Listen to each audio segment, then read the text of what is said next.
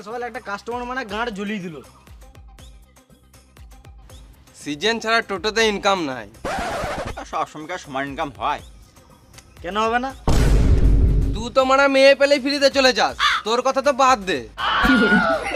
Kappa চুদা, এটাই তো মজা।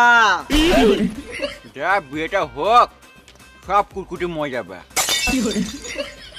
সলমান খান সাডে বিয়ে করে নাই, আমিও তো বিয়ে করব না।